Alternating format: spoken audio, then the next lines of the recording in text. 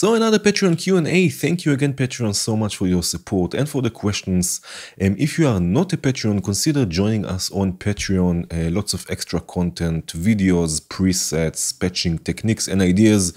And there's also the Discord channel, which is also quite fun. And we have monthly challenges.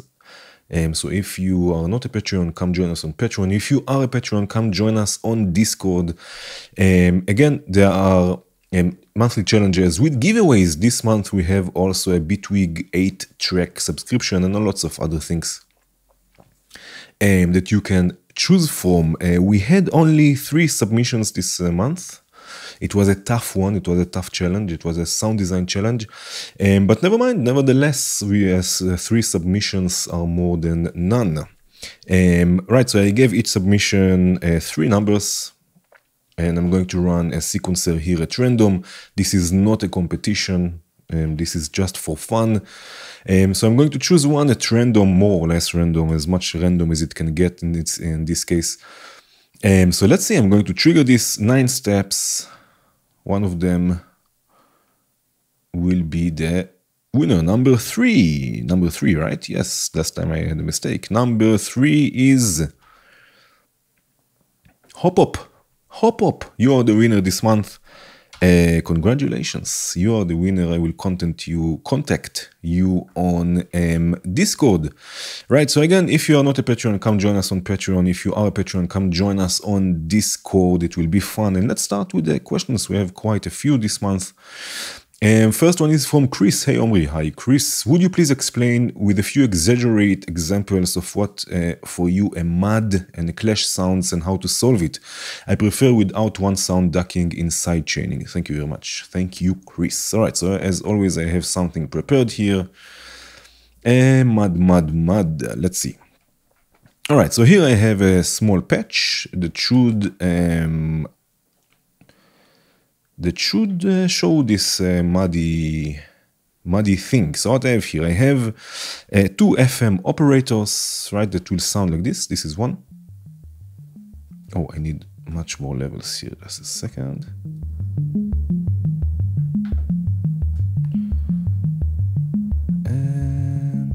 Maybe here, don't pay attention to this for a second.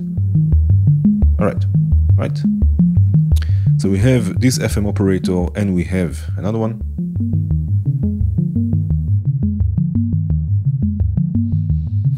Right, already you can hear that it's a bit, there's a lot of bass in there, which is basically what is called mud, I guess, everywhere between 180 Hertz, 100, 150 maybe sometimes.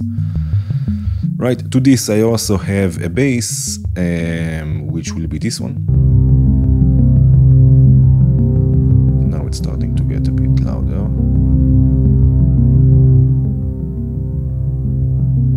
Right, maybe I can just take the bass a bit down.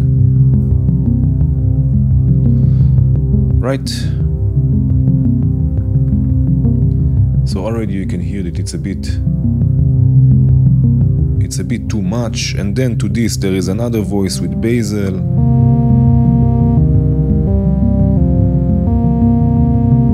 Right, and also a kick and a snare.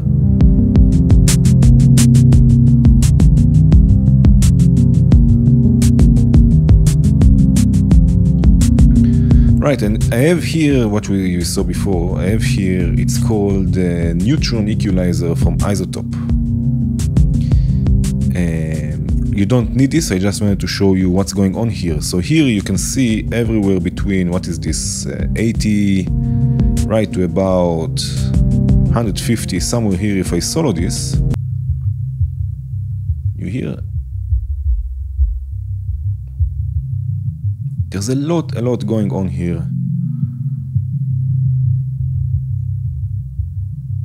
Right, and this is the so-called muddy range. Let's mute this for a second. Right, so first of all, I know I repeat myself all the time, but first of all, what you have to watch out for is the voices themselves. Before you reach an EQ, before compression, sidechaining, whatever, before you do all of this, go back to your composition or when you are composing. I know I repeat myself all the time, but the mixing stage starts already when you are composing. And when you have voices playing the same parts or going over each other, you will not be able to fix this so much without destroying the sound with EQ and stuff like this. So when you're composing, if you have multiple voices, pay attention to what they are playing. The ranges, the notes, because notes, pitch is frequency, right? If many of them are playing the same notes more or less down there 100, 120 hertz, you will have a lot of muddiness that later you will have struggle with, or you will struggle with, right? Imagine before there was recording, before everything, when there was an orchestra, right, you couldn't mix stuff afterwards. The mixing was basically the composition. The composer sat down and he said, okay, here I want more bass, here I want more high frequencies, here I want this, here I want that. Here I cannot hear the different instruments because they are playing the same things. Maybe I have to change the notes themselves, the actual notes, right? So when you're composing, make sure to give space to each of the voices in the composition itself, right, with the notes. So if we go back to this, first of all, what I can do, let's say, for example, I will take one FM operator an octave up.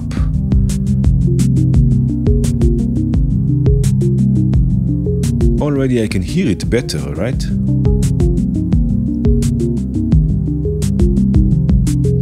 Let's say I will take basil an octave up. Levels may be down, because now you can hear it better, right? You don't need so much volume because you can hear it better. It has its own space, right? Before I even touched any EQ or anything, right? I gave space to the voices just by changing the notes they are playing, the composition itself. And a lot of times this is the problem, because again, you are not dealing here with live acoustic instruments, with drums that are playing in a room, with guitars, with singers and stuff like this, right? Also there, of course, the composition matters, but here you have really fine control each and every note without having things coming from the outside, like the room where you are recording, all sorts of noises and stuff like this, right?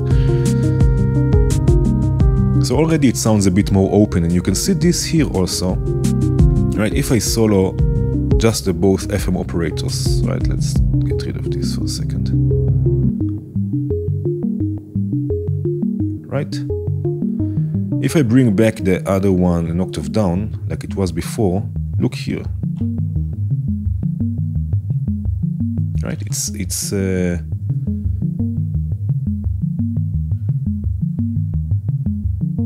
it's what's called very muddy, right, all of this. They are on top of each other, but when I take one an octave up,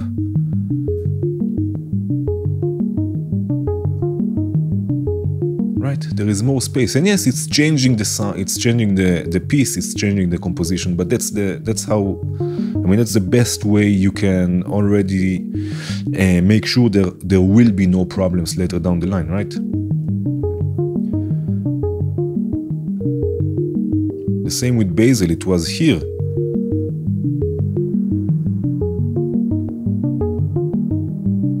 Right, very difficult to hear it even.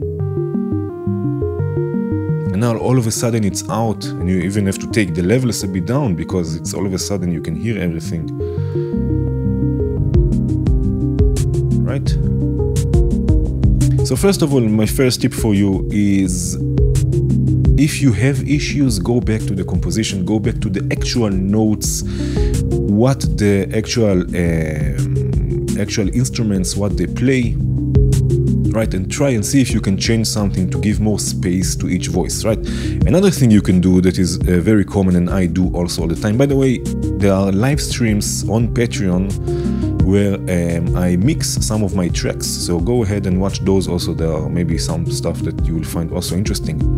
But another thing that I do always is and I know there are different opinions about this, but high-passing voices that I can, that there is no need for them to have any low frequencies, because maybe they are not playing in this range or all sorts of different things, right? So basically just high passing them as much as you can before you take out the actual notes, right? You can see here exactly what notes they are playing.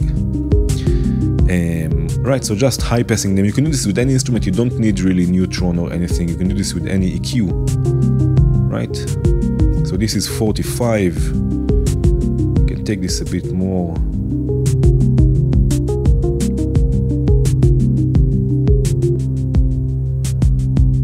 Right, let's just solo this.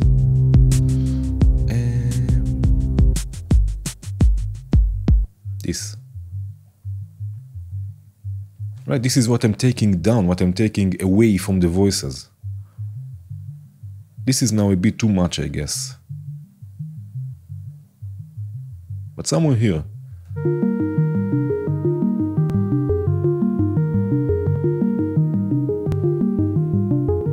Right, again, this is, as you said, exaggerated. Right?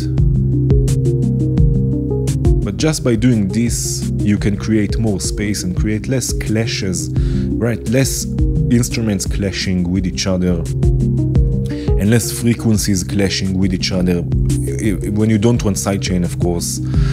I really like sidechaining individual frequencies, not individual, but individual ranges, right? Unlike when you sidechain a kick and a bass, I like taking, for example, some frequencies of one signal, sidechaining different frequencies. Again, it's all in the live streams on Patreon. If you want to have a look, I do it there a lot. But again, high passing, and also again, go back to your composition. Go back to your composition and see if you can change something, the ranges of different voices, all sorts of different things like this. And high passing also helps a lot. I know there are different opinions about phasing and stuff like this, but I guess it can work. Right, so this was Chris. Thank you, Chris. The next question, Oscar, hi. I'm about to buy my first hardware modules and I was thinking about ways to combine hardware and VCV. What are some of your favorite ways? I have a Behringer Neutron, I'm buying Platts, LFOs, mixer, VCA, and I have the Keystep Pro for sequencing. Alright, so first of all, you have the Keystep Pro for sequencing, so you can sequence everything from the Keystep Pro. If you want a Neutron, you can also sequence from VCV via MIDI. I'm not so sure if you have an audio interface or if you are planning also to send CV back and forth. You didn't mention it, but you can sequence the Neutron with MIDI. If you get something like a MIDI to CV converter module, you can also use it.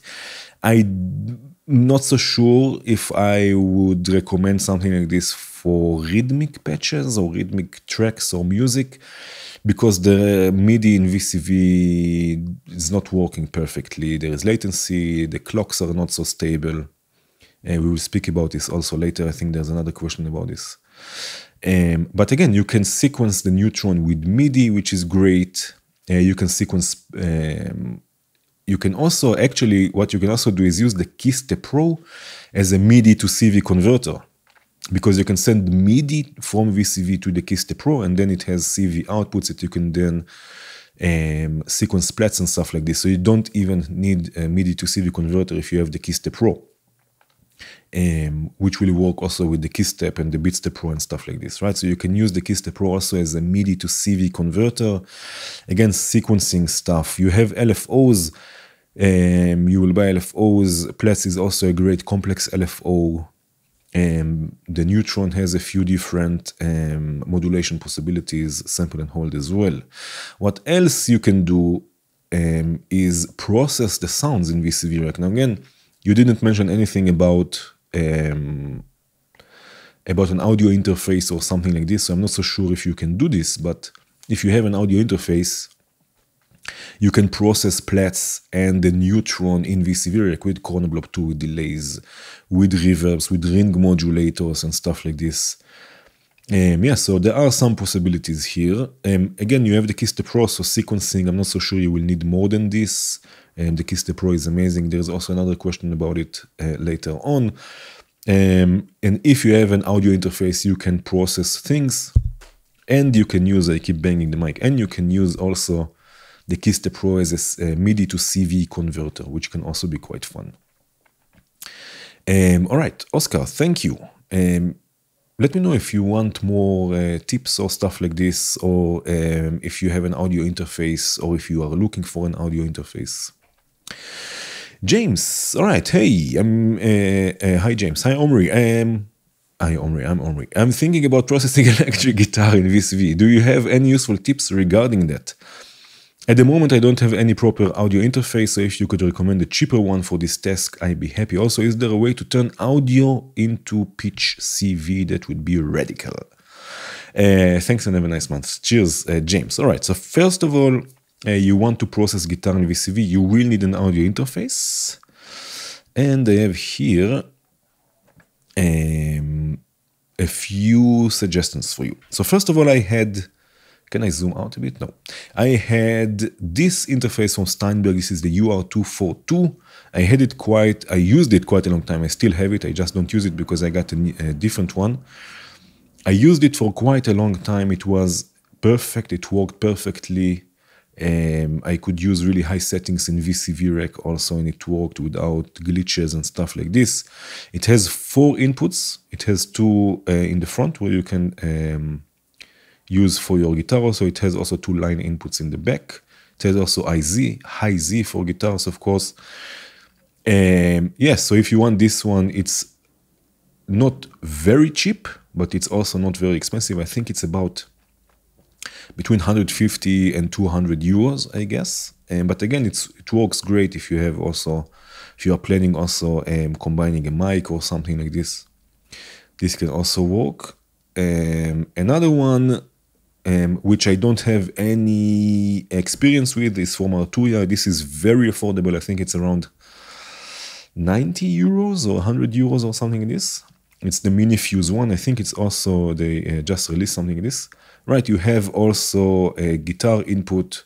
You can monitor yourself with headphones and stuff like this. It's very affordable if this is what you're looking. I don't have any experience with this, but it is Arturia, and Arturia are doing great things. So this is also an option. And another one is the Motu M2. I think this is the most expensive from all of them. I think it's also somewhere between 180 or 200 euros. I have a different Motu now, and I really, really like the quality and everything. So also here you can connect your guitar. You have headphones. Motu is a great company. I have a different one. I switched, by the way, the Steinberg one because I needed more inputs, not because it was bad or anything. It was great. It worked great. But I just needed more inputs, so this is why I got a different one. So this is about audio interface. You will need an audio interface if you want to use your guitar.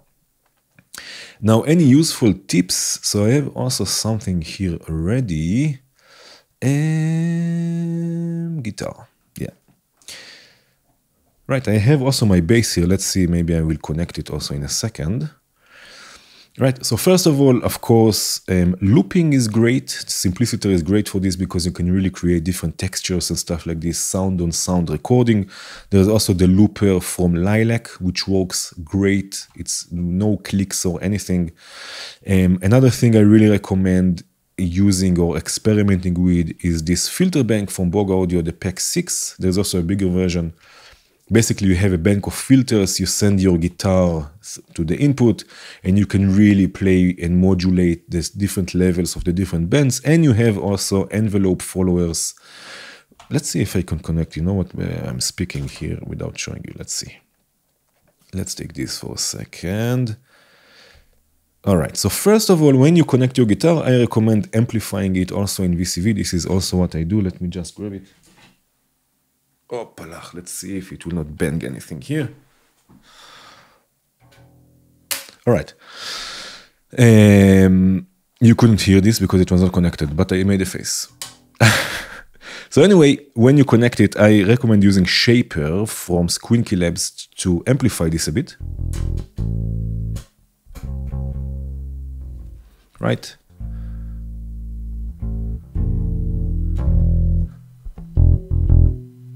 This is usually what I do, just to bring the levels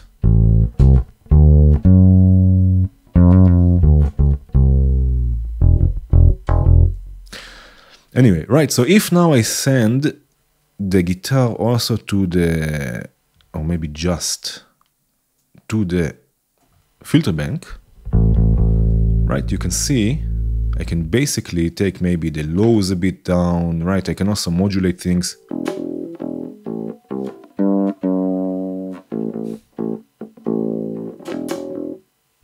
Right, but the fun thing here is that you get also an envelope follower. So you will get an envelope that will match the level of your guitar, which is quite cool. You can change the reaction, right? If it will happen quickly or slower.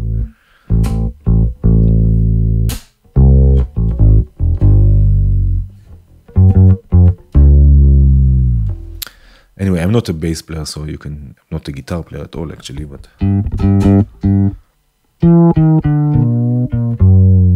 it's a fretless also, so it's even harder. Anyway, right, so this is also something I really recommend using. Of course, distortion like Flame, which is commercial, but still very worth it. From Volt.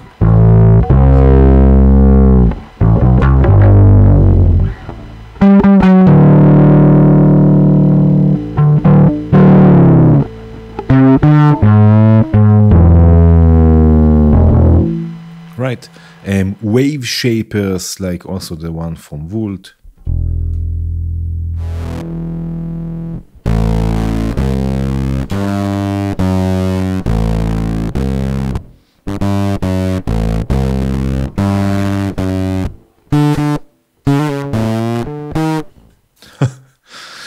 Of course, tremolo with Chopper from Squinky Labs. Right, I cannot hear it so much, but because I have it also. Ah, yeah.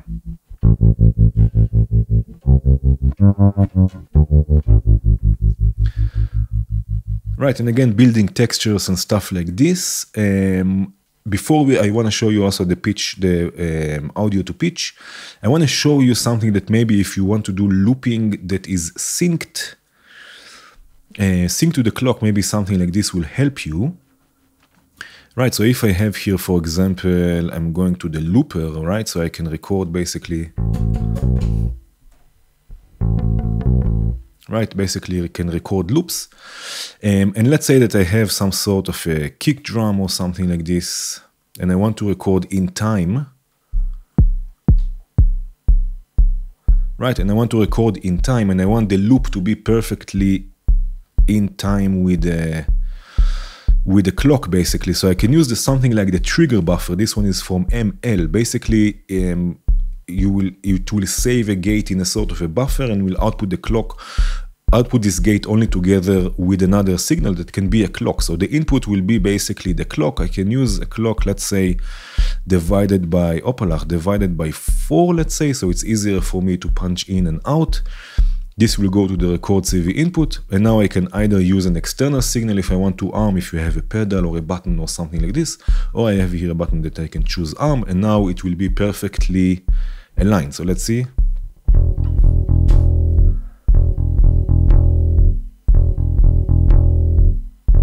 Right, the length of the loop basically will be perfectly with the clock.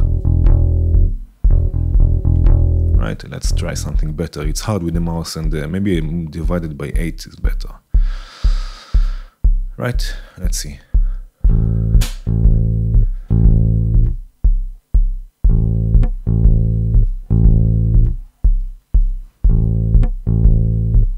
Right, you understand what I mean. Anyway, this will make sure that you have everything in sync with the clock, this trigger buffer. And you wanted to know also about where is the audio input? Audio to CV, to pitch, basically. So you have here the module from Entrian. This we don't need. There's another envelope follower, doesn't matter in this case. Right, let's just use an oscillator. So this will get audio, right? And it will output pitch information from this audio. It will be basically audio to pitch, also called pitch follower, right? So I don't need this, right? So now this is the triangle wave.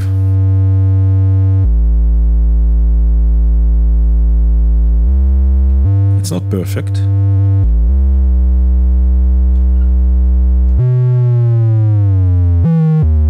It's not perfect, but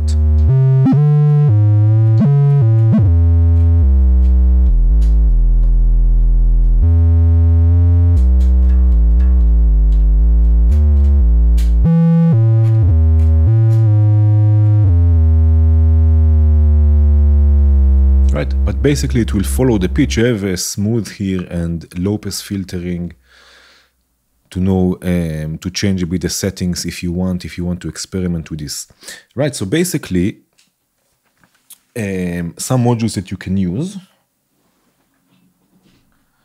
right? Some modules that you can use, and also audio to pitch and envelope follower. Really try and experiment with these. Envelope followers are really fun with guitars and stuff like this. And also the trigger buffer, again, maybe if you want to loop and stuff like this, it can help you have the loop length together with a certain clock. Right, so I hope this was helpful. Something else? Audio interface, audio into pitch, great. Perfect, James, thank you. Paichi, hi, do you ever have issues with gain staging audio in hardware modular? If so, how do you manage? So yes, indeed. I have issues with the Morphogene and the Mimeophone.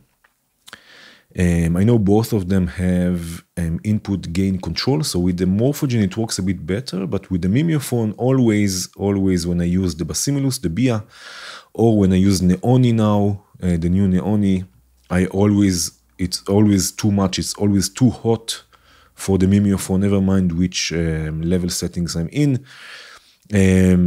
So I always use my 1U quadrat from IntelliGel just to attenuate the signal. That's it, there is nothing else to do.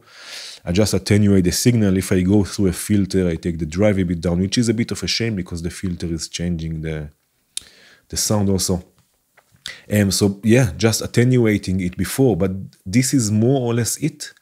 So with the Morphogene, I have it less than with the Mimeophone. The Mimeophone, always when I use the Basimilus, or always when I use Neoni, or not always, but most of the time, depending on the chain, it's just too much. It's distorting and not in a pleasant way. Yeah, so I always attenuate. I use the quadrat usually to attenuate the signals. There is nothing else really to do. Yeah, and I try to do this directly from the oscillator before it goes to anything else. So Neoni, for example, will go directly to quadrat and then from there to whatever else, unless it's, again, something that has level control on it. Yeah, so I do have issues, but that's the way it is, I guess. Yeah. Troy, hi. I wonder if you could create a good VCVREC 2 mastering chain patch that you would be willing to share with me. I'm running a bunch of Electron gear into my Octatrack and then going into Bitwig, and was hoping to use VCVREC as a mastering chain via VST, if you know what I mean. I've seen a lot of people buy Electron analog heat as final part of their chain, but it's too expensive. All right. Yes. Okay, so I have also something here prepared. Mastering. Cool. So this is more or less the patch from before, the one with the mud. Changed a few things just so it's not so muddy. Right, if we listen to this, it will sound like this. Right, basically the same patch. Right, and here I have the mastering chain that I will, of course, all of the different things that we saw until now, I will share also on Patreon if you want. Also this mastering chain. Yeah. Okay, so first of all, I would recommend starting with mid-side processing, right? This is this module here from VCVREC. So basically, if I send my audio through it, you will hear nothing, right? Because we have to connect the mid to the mid and the side to the side. Right, so now this is just the mid.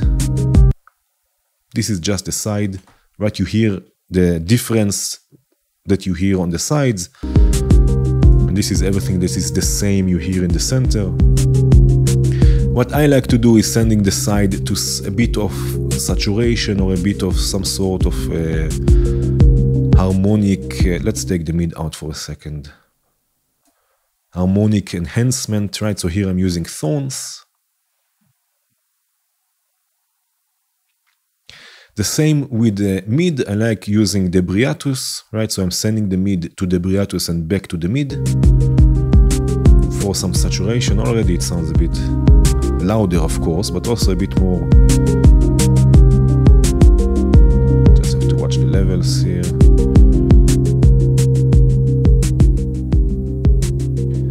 Right?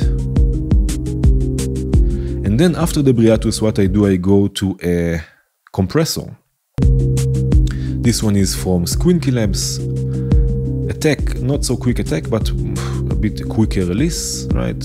I mean, this is, you can do whatever you want with this, basically it's just a chain, but right, just compressing it a bit. Adding some movement. Right, so this is with the mid side. Then after the mid side, I like going, or I think it's nice to go also to decline, which is an equalizer, EQ from Volt. It's not fancy, but it has high shelf and low shelf, which I think are really interesting for mastering, and it has also bypass. Right, so for example, we can take the highs a bit up and the lows a bit up. Right, and compare this with the bypass signal.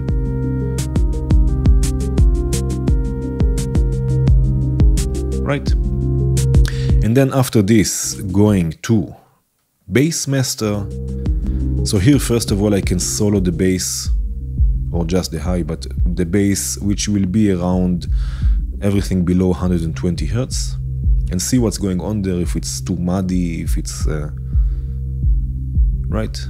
And then I can take the width and make it mono, basically. So maybe 120 is a bit exaggerated. Maybe somewhere 95, let's say. Right, and mono the bass, which is something I do always. I guess it's not so important if you are not printing onto vinyl, but still, it's just, it gives a bit clarity to everything. Right, again, without and with. And last but not least, a sort of a limiter, right? There is a limiter from Nischi, just to make sure the levels are bringing up the levels, right?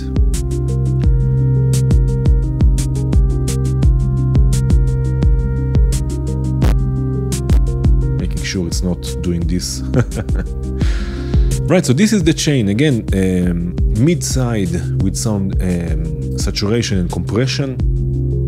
Then EQ, making the bass mono, and then a limiter.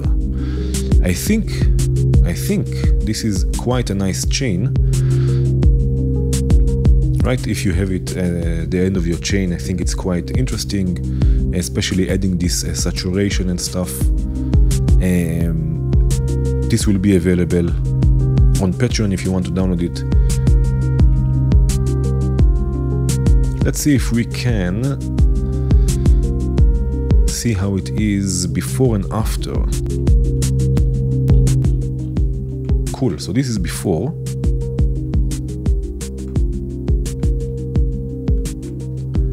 And this is after. It's louder, but there is also more punch, right?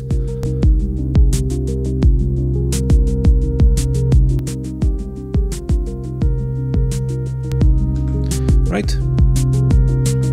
Cool. Very cool. So this is the mastering chain. I hope this will be helpful for you. I have the Analog Hit Mark II. I got it not long ago. I think it's a bit of an overkill for just what I do with it. I just use it for mastering, until now at least. But it has a certain sound to it. It adds a lot. I'm really happy I got it. And yeah, and it's cool. It's really cool. So if once you are considering it, it's a nice piece of gear to have, I think, for mastering and stuff. It's a bit of an overkill because it has so many other features. For mastering, it's a bit of an overkill, but still, it's quite a nice piece of gear. All right, Troy, cheers. Thank you. Matthew, hi. I was wondering if you've mentioned krell a number of times when talking about sound design, and I'm curious what it refers to. The only krell I know of is the extinct species in the film Forbidden Planet. Film credited with being one of the first to use an all-electronic score years before the invention of the Moog, or Moog. Yes, it's Moog. Yes, so it's exactly this. Krell, I don't think I mentioned it about sound design, more about generative patches, I guess. So krell, the krell patch, the famous krell patch was, I don't know, invented, discovered or something like this by Todd Barton, the one and only Todd Barton. And it's basically inspired by those krell creatures from this film. And he created this patch, which is the krell patch, which is, for me, one of the most important patches or techniques for generative music. I think I always start with a krell patch when I want to build a generative patch. And basically, this is the idea behind it. Opalach, this is not what I wanted. Krell. Oh, I have also here, by the way, the book Patch and Tweak. Maybe I can show you this. Probably it's upside down or something. But this is Todd Barton. This is the guy, the one and only. And the creator of the krell patch, it says here. And there is also the patch here. And it's also, if you go to the website of Patch and Tweak, there's also the VCV version there that you can download. But here I have also a version of it. So basically you need looping envelopes and something to modulate more or less randomly the envelopes. Again, it's the base for many generative patches, for me at least. So here I have 3 looping envelopes. I have random voltage modulating once the decay, once the attack, right? And I have both envelopes modulating another envelope. Right, so basically you get, if I show you this on the scope, you get basically this here. Right, as you can see, lots of movement, envelope with lots of movement, lots of different sounds you will get from this, which I'm using for a VCA. And I'm also using the end of cycle trigger of this envelope. So whenever it reaches, maybe I can show you this here, whenever it goes down, there is a trigger, you see it? There is a trigger that will trigger basically pitch information, random pitch information. Of course, reverb is very important in this case. And this is the result. Maybe it's a bit too loud.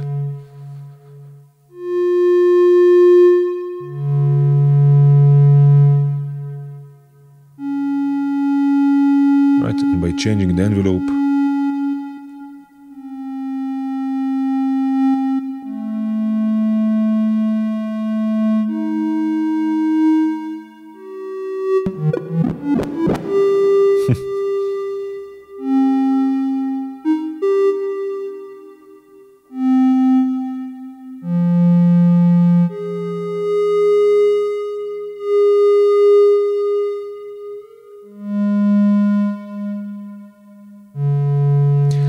right, so you get really something that sounds very organic, ever moving, ever changing, perfect for generative patches. You don't, you can use also a quantizer. This is always what I do. So you don't get random pitch, but this is basically the basics of the krell, the most basic idea, I guess. And again, this is, I think, what I talk about. I don't think I mentioned krell for sound design, but more for stuff like this, for generative patches and so on. Right? So you can experiment with this, you can explore it, you can expand on this idea really a lot. And it's a quite fun patch. All right, Matthew, thank you. Bigail, howdy Omri, I love to see you attempt to recreate Adam Jones from Tool's synth sounds, like on the song Reflection. I believe he's using an Access Virus C synth that he plays with a foot controller while he plays the guitar. I've gotten close to the sound, and like you said, every attempt is a learning experience, but I'd love to see your take on it. So I have to be honest, I don't think I ever listened to Tool. Sorry, I'm sorry. Don't unsubscribe because of this. But I did watch I listened to this song, and I found also a few videos where they don't really recreate it, but they just play this sound by its own, so I could concentrate more or less on the sound, and also here I created something.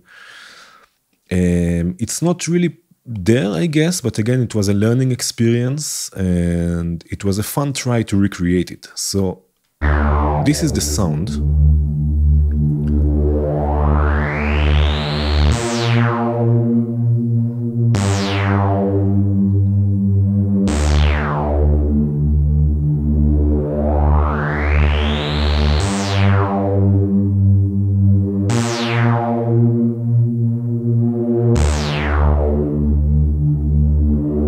Right, again, it's not really there, it's not really perfect, but the idea, I think, is there, the different things that are going on there. So first of all, there are two oscillators that are beating against each other, so they are a bit detuned, there is this movement there. I'm not so sure what this virus C has, if it has also effects, but it sounds like there is chorus going on. It sounds like it's really wide sound, so I used also some chorus, right? You can hear this.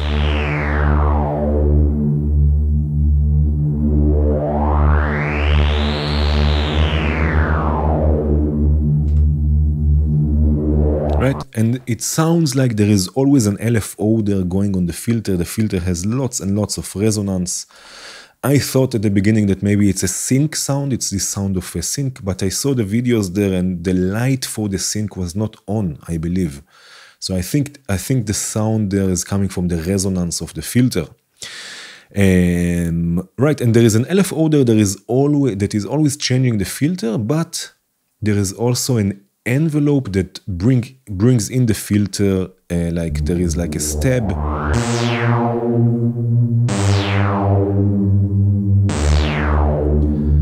Right, there is like this stab of the filter, which is coming from the envelope. So I'm mixing the LFO and the envelope, and with each stab, with each gate, I'm also resetting the LFO. So it always starts from the same spot.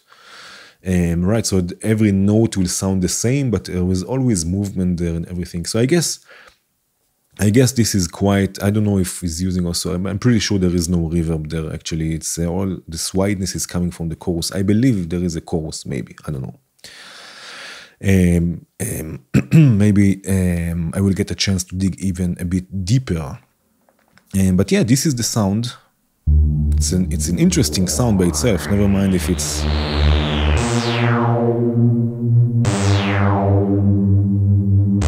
Maybe a bit less resonance. Never mind if it's the same or not. Still, it's an interesting sound. And let's add some reverb just for fun.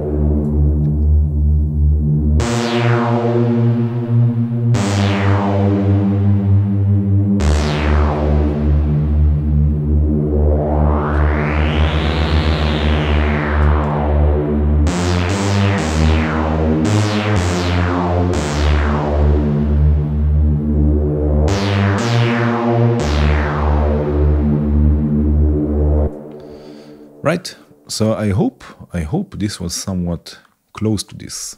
I'm not so sure, but again, this will be available if you want to work on it more. If you do work on it more and get something a bit more close to the source, share it with us. It will be cool. All right, cheers, Bigal. Thank you. Raman Poyo, hi. I think there are 3 here, right? 3 questions. Hi, Omri. Hi, Raman. Can you tell us what are great combos for ambient drones? I use the well-known combo Marble Rings Clouds.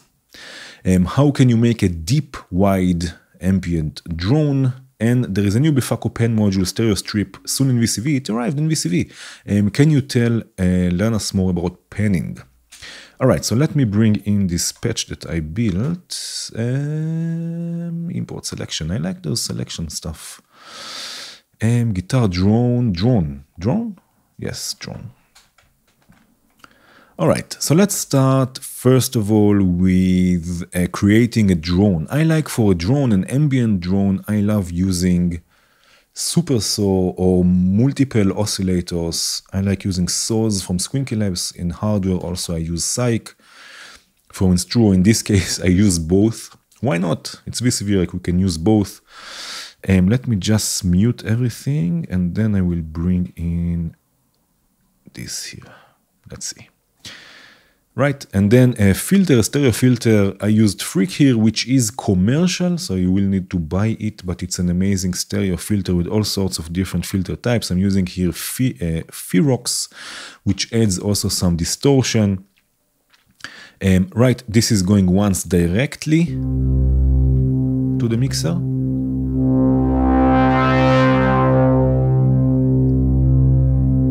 Right.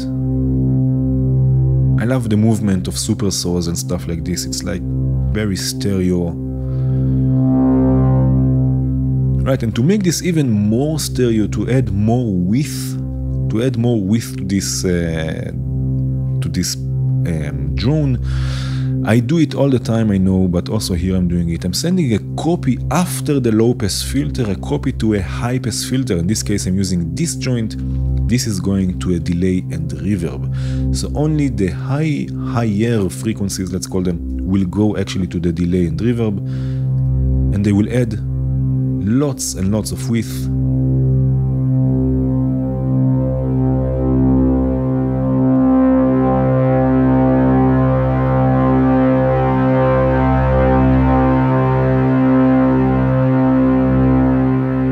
I love this sound. Right, and now you mentioned marbles, rings into clouds. Yes, so this is a great combo. I like using in VCVREC this burst module from Repulsen, which is back in VCV2 since recently, right, which is also quite fun. It has the jitter, which is quite similar to the jitter on marbles. Right, so each hit will be a bit slightly different time-wise. Right, so repeats time all the way up, jitter all the way up. Instead of, I don't really enjoy rings, not in VCV at least. In hardware I never had any experience with it, but I don't really like the sound of rings. So I'm using Opulus, which is new from Volt. Right, what I also like about this burst generator, it has a random CV output, right, which you can use for pitch. I'm using it for pitch and also for some modulation. Again, delay and reverb. And I have to unmute this, of course.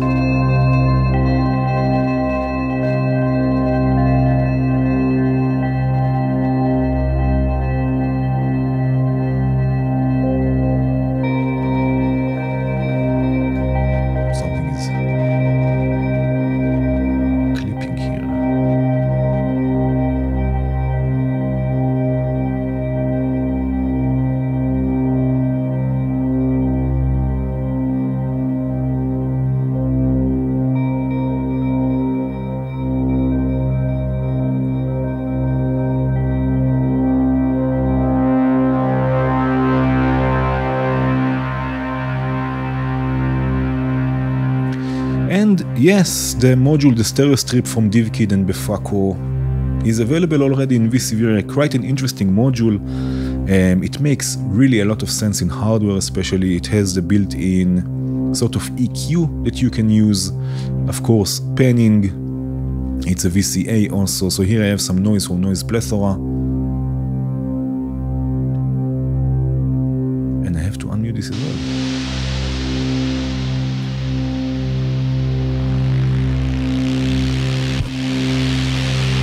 You can hear that it's moving left and right. There's some modulation here from Oct.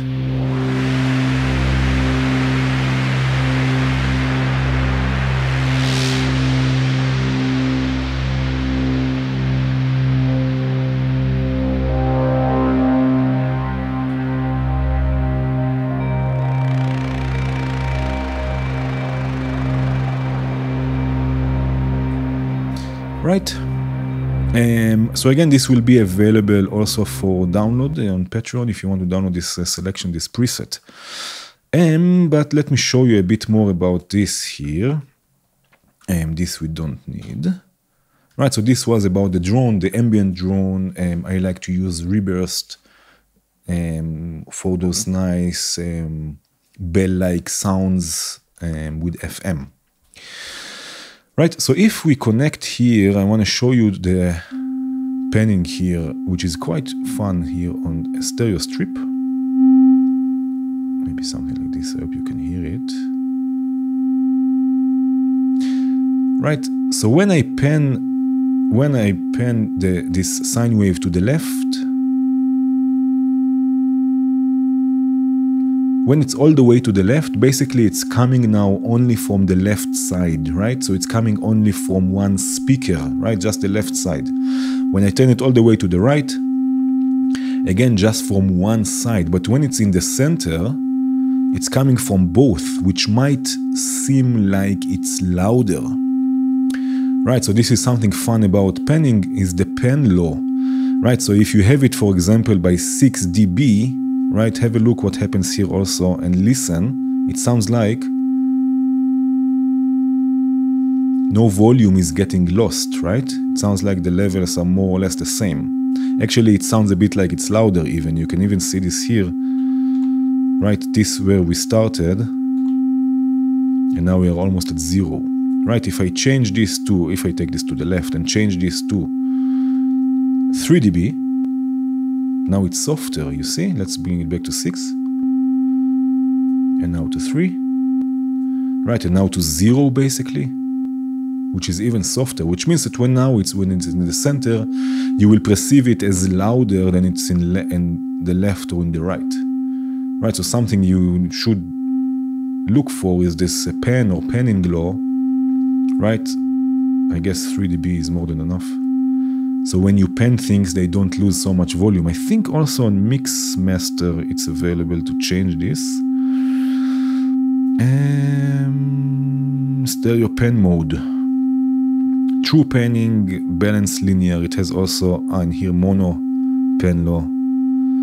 Right, you can also change this, right?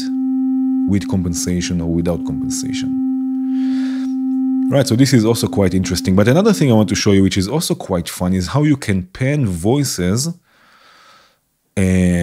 without panning them, just by using delay, by delaying signals, right? Because apparently, and this is quite fun, this was also on the Discord, on the Patreon Discord channel. Apparently, our ears will perceive, first of all, what's coming first, I guess, if I'm explaining it right. Right, so even those things have the same volume, if one object or one sound is closer to you, you will hear it as louder. And if you have it panned, then it will be panned left or right. Let me show you this, maybe I can explain this better here. Right, I have here a sequence. It's going once. The left is going directly. The right is going first through a delay. For now, the mix is all the way down, and then delay time is 0.001 seconds. Right, it's nothing. Now, if I start bringing this delay up, already it sounds like it's coming from the left, right?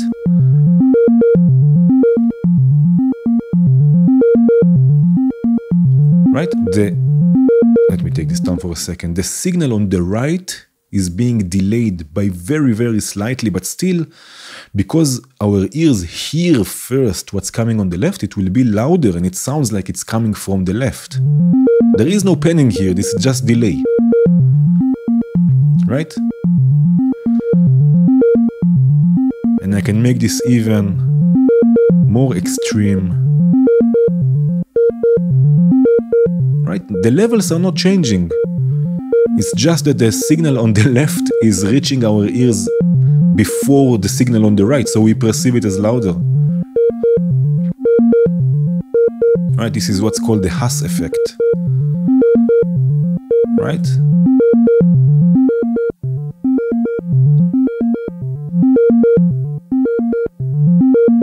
Which is quite fun.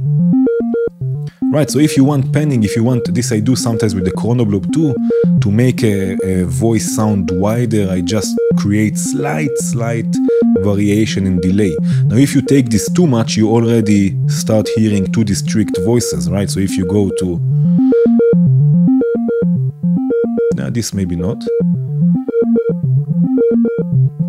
But here you already hear the delay, right?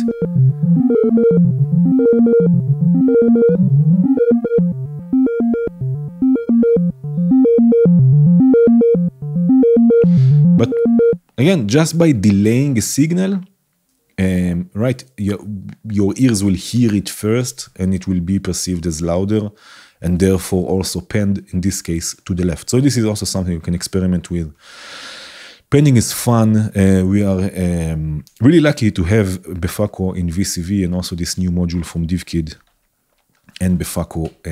Yeah, really cool. So again, this will also be available to download. Thank you, Roman Poyo. I guess, can you tell us great combos about drones, deep wide, and Befaco mode? Yeah, cool.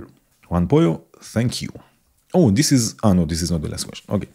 Faremi Sound, hi. Thanks again for everything you do. With mutable instruments stopping production of physical modules, what in your opinion were the most unique and essential modules mutable instruments created? We are so lucky for them being open source and available in VCV.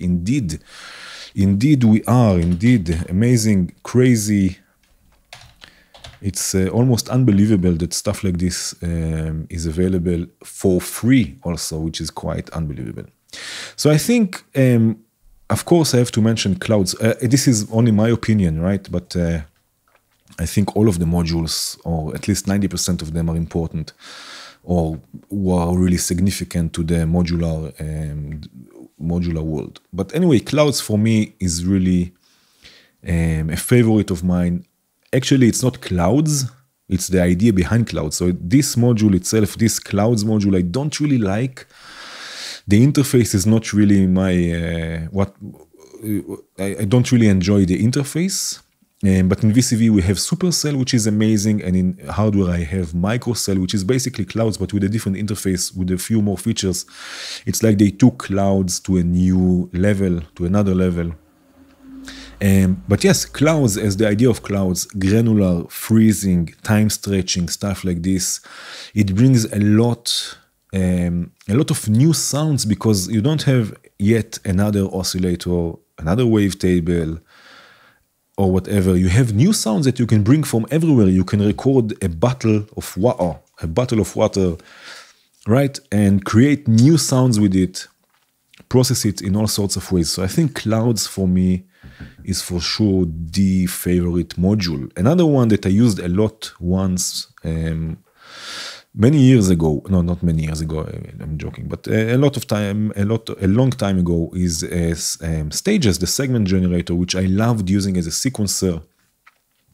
I found it really, really inspiring. I never used it since then. I created a whole album with it and then I left it.